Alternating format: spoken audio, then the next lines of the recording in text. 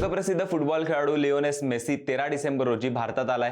त्याचा भारत दौरा कोलकाता येथून सुरू झालाय। मेसीला पाहण्यासाठी विमानतळावर हजारो चाहते जमले होते। 2022 फिफा वर्ल्ड कप जिंकलेल्या अर्जेंटिना संघाचा कर्णधार असलेला मेसीचा हा 3 दिवसांचा भारतीय दौरा आहे।